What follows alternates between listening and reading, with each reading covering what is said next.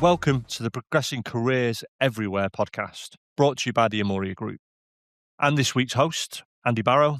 I work in the Amsterdam office here and I'm one of the sales directors. If you're curious about a career in staffing, consultancy, and what it really looks like, then you're in the right place. Each episode will be exploring what life's like for a consultant from the first week of training through to those sort of life-changing moments that can be achieved in this type of role in the recruitment industry every day. Today, I welcome one of my colleagues, Roy Grocock. He'll introduce himself in a moment. And in this episode, we'll talk specifically about the importance of culture, and particularly culture in that fast-paced recruitment environment. So welcome, Roy. If you can introduce yourself, tell us a little bit about yourself, and then we'll get into it. Thank you, Andy. Maybe a quick introduction this time. My name's Roy. Been working here for 11 years since about Monday a week ago. 11 years. Started with Congrats. traineeship. Worked my way from the bottom to the top. Built a team of 8 people. Responsible for the SAP markets in the Benelux, but also started a team in the Nordics and in France, delivering most of Europe, but focused on the Netherlands, Belgium. Part of the NL IT contracting team with a lot of very, senior people in there. Learned a lot over the years, and still very happy where I am. Thank you, mate. It's a good introduction. And 11 years, wow, I didn't realise it was only a week ago. Sorry for the late congratulations. Time flies when you're having fun. 11 years is not a special thing, right? We did the 10 years last year. That was a good one. Exactly. And we'll go straight forward to the 15 years. Yeah, yes, indeed. So, company culture, someone who's been here 11 years definitely knows a bit about that. Question one really is it can be quite abstract when people talk about culture. So for you, what does it actually look like day to day as a recruiter? So maybe to start at the start, 11 years ago, I was a very different animal, a young kid, a start of his career, had a few opportunities here and there, ended up having wanting to move to Amsterdam. So I bought my first apartment and then started looking for a job. So got a few different offers at the time, picked Amoria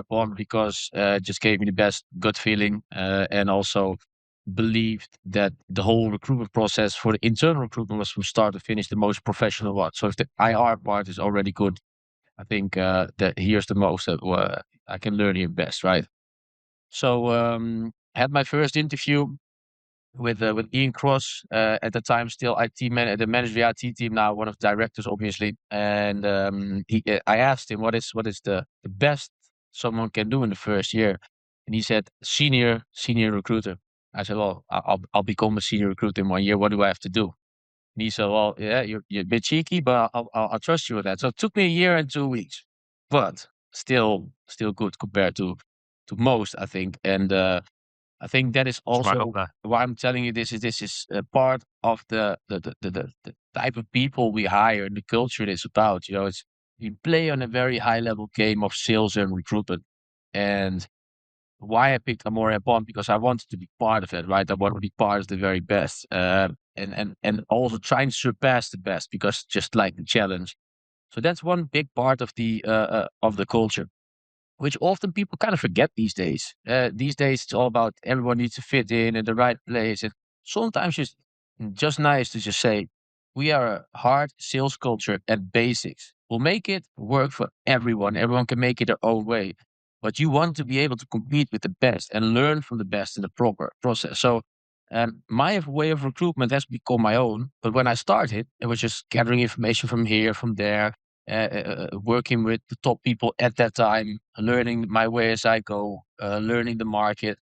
And I think that's the second part of the culture, is that everyone from the highest level in the organization to the newest people, they treat each other equally.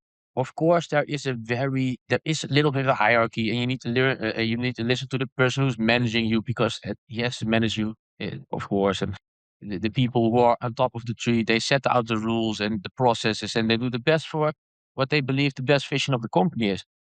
But no one has an arrogance. Everyone started at the same level, worked their way up. So everyone's responsible for their own successes, but also everyone's very willing to help.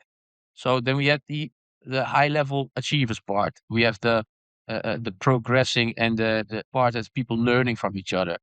And I think these two go very much hand in hand. Then a part that kind of is very much talked about by everyone because it's the obvious one. Is that we have a very fun culture. I think even today, when it's Valentine's in a few days, there are sweets everywhere, like hearts. Someone throwing around some heart confetti, and it might be a bit much for everyone. But I think office management and the company take a lot of opportunity to just create a nice, fun work environment. That between the hard work, there's just some fun. There's stuff to talk about. There's just some events, and it's just a nice atmosphere in the day-to-day office environment. And then from that, I think the combination of all three things is, of course, the high level achievers, the educational part, the wanting to help each other, but also the progress everyone is going through, and the fun part. If you combine it in all that, of course, we're a sales company. We have certain targets. We just got back from Dubai, 4 days of Dubai, which were all fully paid for. We went on a yacht. We went to W Hotel. We went to a pool party. We went to yeah, like a dinner party afterwards. We did all these things that normally are a bit maybe out of reach because it's just well not affordable for anyone. And also these targets, they're not for everyone. You know, are for the top achievers who want this extra bit of fun. But everyone in the middle can also become these top achievers, right? There's the sky's the limit. So that is a good example of what the culture does. It brings together the offices, all the top achievers, and they learn from each other's stories again. And it's like a sort of course, a fun exercise, but it's also a team building exercise. Camaraderie. And it motivates everyone else to also hit these targets. And there's a lot of office events. We have lunch clubs. There's a lot of reasons why this is more than just a career or just a job. You know, you take very much control of your own life. You have this commission structure, which kind of shows to that. There's a lot of fun social stuff that makes it a very fun place to work at. There's high level achievers that make sure you learn from the best. There's just so many things that kind of synchronize with each other. And kind of fold into each thing. Yeah, I think I'm here for 11 years. So for me, it's, for example, less important is the earning part, which is for a lot of people who start like the money part of it. Of course, I'm still here a little bit for the money. I need to be able to provide for my family. But what uh, uh, doesn't want to make me move to another company is because I just made a lot of friends along the way. It's just a very nice work environment, like ourselves. And we know each other for years. We know each other's kids. It's just I don't know. Feels like a bit a part of a family. Well, I think normally it's a bit of a thing that management says. This is I'm not management anymore, so I can say it, but definitely feel part of something. It's definitely part of something. You're right. You are, and it's yeah that combination of learning, camaraderie. You're surrounded by high achievers, and not just necessarily high achievers in their sales or something, but also that these people are expert communicators. They know their markets well. They're very thoughtful. They're strategic. There's a lot of skills to be learned from a high level as well. So it's a good point. And I think what you've touched on is actually leads to my second question really nicely. You've almost answered it, to be fair. Is do you think that culture has an impact and an influence, particularly at the early stage for somebody? Yeah, of course it does. You know, I think I'm not old at all, but getting older, and we see new people from new generations trying to start their work their way into recruitment. I think there's the old like super hard sales culture we used to have when I joined, which I liked, you know, but which was tough.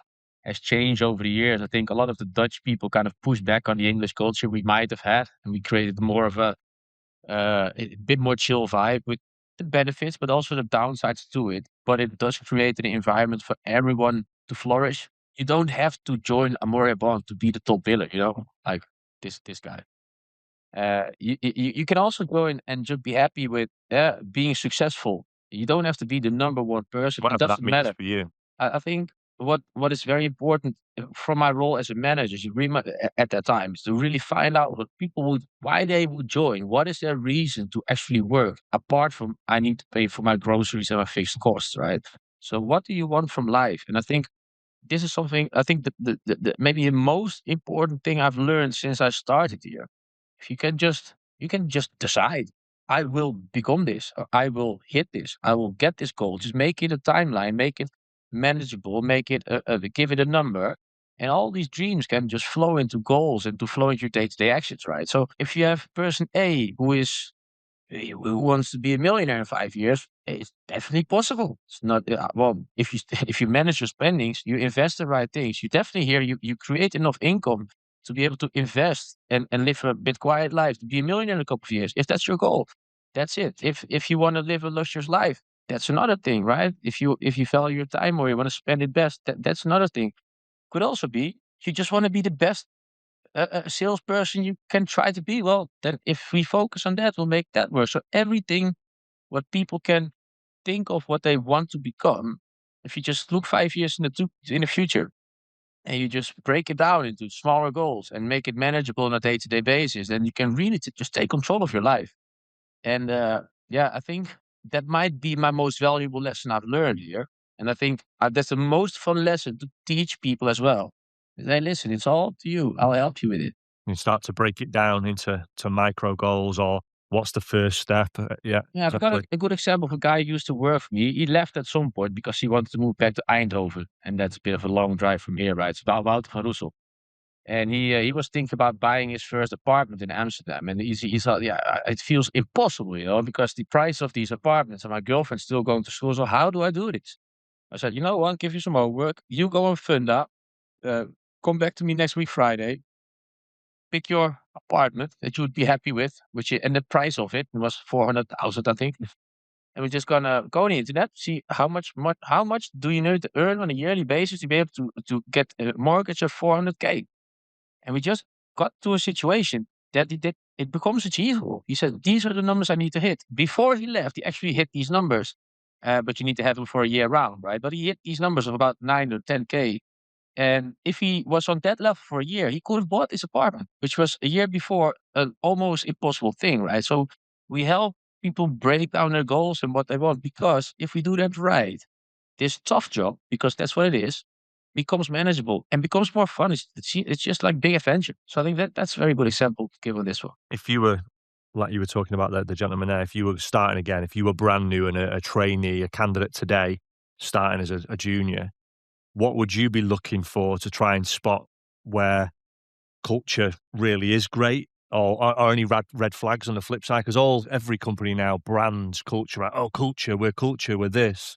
What would you be trying to spot to see what's really exciting and positive and real?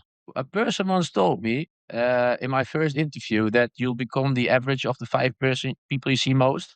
And that's been the truest thing I've ever heard, because I experienced it all. I come from a certain town. I had certain friends. I was the sixth of these friends. I joined Amoria Bond. I became a very, very different person because I just give different views in life and also in sales. So if you're interviewing, the interview process is with about 3, 4 people, and you like what they achieved, and you like the way they bring it, and you think I'll be able to work with them. They give me a good feeling about it. They've showed me proof of what I can do. I can be the next in line because they've already shown it. They can have proven it, and the culture kind of flows with examples. Just that real example. Then they are what they say they are. They're not just saying it; you can see it. I think especially people here longer term, they come in the office, just joke around all day, do some good sales, some good business, and go back home. And we had a nice day. And honestly, I've never had a bad day here. Of course, yeah, I had tough days. It's a fun work environment to be around. And I think for new people, if what you would look at is first, it is who will I start reporting to? Do I think this person can make me successful? If the answer is yes, that's one of the things. Second is, would I like working with this person? Because that's also part of it. And that's all things they can look for in an interview. But I don't think anyone has ever left here and said, I don't like the culture. It's just not for me. I underestimated the job, or it didn't go quick enough, or there was a lot of reasons why people left, but it was never the culture. So does that kind of answer your question? Does, and I like the phrase you put, never a bad day, but sometimes a tough day. It's like, I like, yeah, actually, that's a good way to put it. To be fair, we are privileged that we can have tough days. And our tough days are nothing compared to some tough days around the world happening now. So even our tough days, where the kids might be annoying, where you miss out on a deal, man, just got back from Dubai, 4 days partying and having fun with friends. We live a very privileged life, mate, and we should be aware of it. Easily forgotten for sure. Looking back at your career so far then, and you've given a real good insight to culture, beyond culture, really, the real authenticity of it, I think, already. But which cultural elements had the biggest impact on your career, your motivation, your performance? Was there any elements where you were like, actually, I'm dialed into this Yeah, I have this almost from a cultural perspective?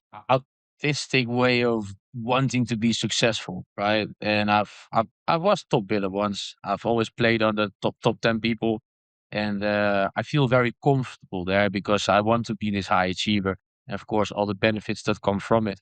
I think, So that visibility of trying to yeah, achieve definitely is one. but that's something I always had with almost everything, right? I'll even if I can't play, I'm not the best football player. I'll definitely win the match on character. You know that's kind of how it goes. But what I've learned most Determination. is that when I moved out of my hometown, moved to Amsterdam, jumping in the deep end, going out of your comfort zone is where you learn most, right? This is a very common phrase. But it's not that you get taught new per se new lessons or whatever, but just being around in a different environment, this being this very high level sales environment with a lot of friendly, nice people. While I came from a very different environment when I started, it just opened up my world, man. And this is exactly what I was looking for moving to Amsterdam at that point. So what I like about Amoria Bond is that it's really just a group of random people with the same mindsets that kind of join up. While some competitors or other companies might have more of a specific type of person they are looking for, kind of feels like it. They want to hire the culture. We just hire anyone who wants to join the culture, and I think that's a big difference. Yeah, yeah, I like the way you put that about those different types of people. I've said that before, and I can never quite nail what I mean. That obviously everyone's different. I know how Everyone to has say it in different Dutch, but characters. then if I say in English, it would be weird. Or it's like I think Andy Beard once phrased it as a we're just this a very random group of people with the same ambition to be successful and in a nice work environment. And I think that's just also really what it is. For example, me and you, we are completely different animals. But I see you as my friend, and it's also nice to appreciate the differences between each other while we're still both on the highest level of sales. Yeah, you are not doing it my way. I'm not doing it your way. For example, I had a discussion a lot with Edward lately. He's definitely not doing it my way, and he thinks I'm doing it in the wrong way. But I've been more successful than him lately. So who's doing it wrong then, right? And we can have some banter and jokes about this. So I think it just gives a Moria Bond really. After the first year, you can kind of create your own mini company, your network on this Amoria Bond platform. This is how it kind of feels like. And I just walk in the office like I'm going to run my own business, but not with the risk of having my own business. Also, not the full benefit of having my own business, but it's definitely somewhere in the middle. So it feels like being an entrepreneur halfway or something. It is, yeah, exactly. It's like almost like you're in an incubator. You know, you've got these incubator companies that are investing in the tech, the support, the infrastructure, but you've got to go and build it. Yeah, exactly. Yeah, there's not one lesson that really stands out. I think the goal setting part is something was very happy to learn. That works particularly well, right? As a practice, the vision boards, the goal setting, that's quite something that triggers those that are wired that way. That really seems to have an impact. Well, I think if you really look back at the people of what average age we hire, they are at the start of their career trying to figure out what they like and what they want. And everyone gonna want to be their have their dream job, you know. And I would say if you can have your dream job, you're very set out to get it, and it doesn't matter what the pay is, but you do on a day-to-day basis, every hour, every minute, you do what you like most. For example, being a dolphin trainer or whatever, right? And you think it doesn't matter what the pay is, you choose this as a life thing, and you figure it out. You probably do it forever, or you join a company that you can have a very good income with, which become a little bit the architect of your own life. But at some point, the income also fades because you've already achieved everything. And then, so where do you want to be on a daily basis? Where do you want to spend your 8 hours? Of course, I can think of things that are more fun than cold calling. Trust me, I don't do them that often anymore. I have often warm calls, but there's definitely, if you look at the task itself, there's more interesting things you can think of, right? For example, setting up events, working at this event company, creating festivals or creating cool brand events, or whatever, really achieving a certain thing. But also that is still work. So what do you do on a daily basis? You're in contact with a lot of people. you make a lot of people happy. You create this very dynamic environment. Yeah. Are they some of the favorite aspects of, as a recruiter, are they some of your favorite aspects of the job? That dynamism, that ability to try and influence or help people, or what is it? What is it? Creating solutions. That's what I like most. And I think the best lesson, what I was trying to tell, and I was talking a lot, and I might miss the point. But the point is, when you join, there are so many people that also did not know what they wanted to do, so they end up in recruitment.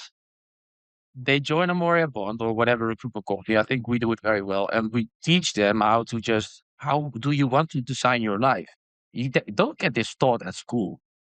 You don't get it taught by anyone, or you might need to have someone in your network that really can help with that. But there's some people here that really like building their life, and everyone's here long term. They've created these amazing lives, families around them. They probably up their families for life. They have a good income, interesting jobs, good trips, everything that you can get out of life and be, well, maybe not the best in the whole world, but definitely far above average. It's relatively easy to achieve here if you just work hard. That's probably one of the best pieces of advice you could give someone, right? About the work hard. Work hard. I mean, in fact, I've stolen a question from you. What would you say is the biggest piece of advice you'd give someone? I always think when someone asks me, I always think learn something and try and apply it quickly. If someone gives you a lesson, try it fast. The problem is, it's such a broad question. Depending on who you are and which phase of life you are at, I would say you different things, because for every person, I would maybe especially if I've seen them, or I have seen it for a few weeks or whatever, I kind of found out what their life is about and what's important to them. I'll teach them a question depending on. What about if 11-year career Roy could tell week one Roy, what would be the piece of advice you'd give him? Make sure you get hired. Like Chris Charlemagne, right? Not getting hired for free time. Bang the door. I'm not accepting a no. Getting hired and get to director level, right? That's a good story, remember? So no, I think if you are uncertain how what your path should be, just start doing stuff, and you'll find out. I think that's the advice. Just don't overthink it. Just start doing it, and find out, make mistakes, fall, recover. So because winners never quit, and quitters will never win, right? So you can lose like many times. Take the lesson from it and adjust.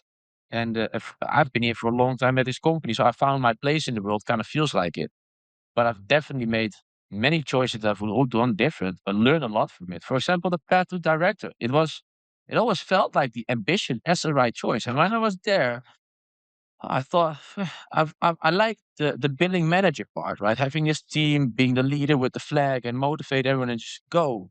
But if I become recruitment hands off and I would just have to manage full day only, I don't know. Might be for something in 5 years. And the original idea was to hit this as soon as possible. But I like the recruitment part. So yeah, sometimes you just need to experience things to know where what path is leading, where the path is leading to. It's quite common. You hear that a lot with like senior teachers. Seniors, they get quite experienced as teachers, and they say, "Why don't you want to move into the head of the school or the head of the department?" And some do, but then the others like, "No, I'm a teacher. I want to be able to make that person know that topic, and or in your case, I want to solve those solutions, hit those goals, chase that down." Just as you say, I read about 2 weeks ago that only 25 to 30% of people is very, very self-aware. That most people just go with the flow. And I really just didn't believe it. So I was Googling it, researching a little bit. There's many cases, and there's actually many documentation about it and research. A lot of people are not very self-aware. And I think for me that's weird, because I think I am, but I think this part of self-awareness, being able to know your flaws, what you like, finding out what you like, also deciding what you don't like, and you could really decide what you do with your life. Yeah, you can just decide. I want to keep with this company, stay with this company. I like the social aspect of it. This was really hit in Dubai again. I've get the question a lot. Why do you don't you start your own company? And then there's something it's fun to think about, because why would I not start my own company on the level that I am at? I don't know. I don't think I will become more happy if I do so. I'll maybe earn more money. They definitely get the opportunity to earn more money.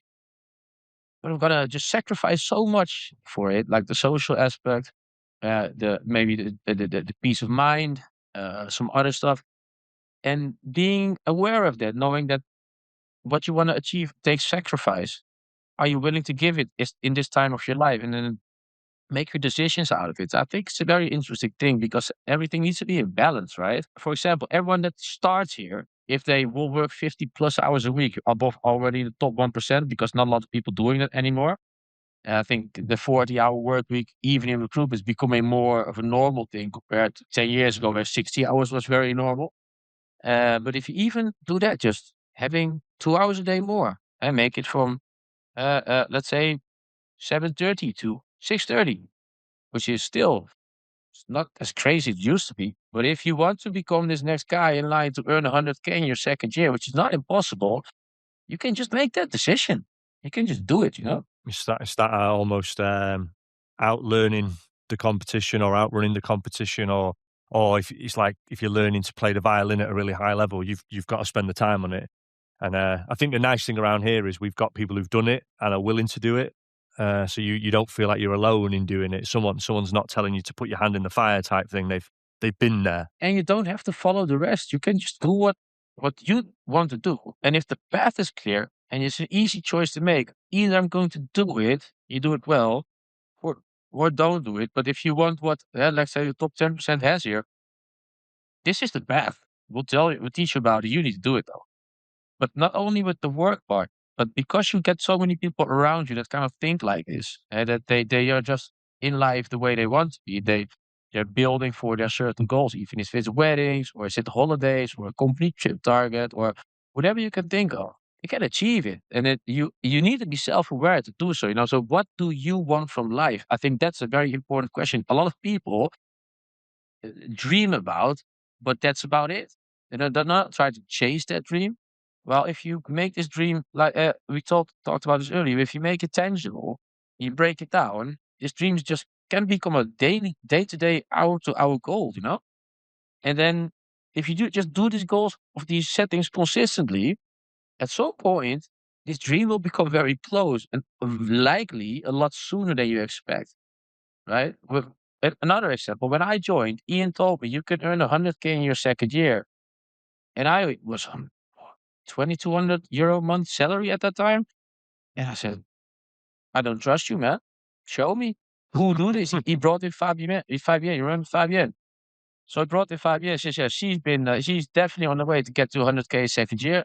So I said, how did you do this? So she booked a lot of meetings, a lot of business from it. And I saw this girl. I thought, she's good at what she does.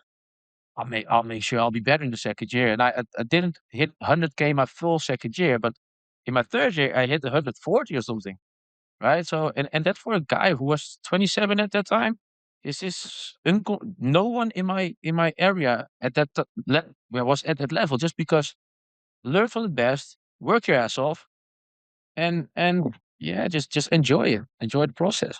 I think that's that whole encapsulation, isn't it? Is a culture of you've got hard workers, well-skilled people already doing it, people on their way to doing it, goals training, skill training, recruitment training, and the fun. You kind of set up to go, okay, here's your environment to succeed. Now it's down to you. Yeah, I think what I like, maybe what if I say to the 12-year the Roy 12 years younger, when I was what, 24, I think, 23, that I would achieve such heights in life. I would not have guessed it. I didn't know my path yet, you know.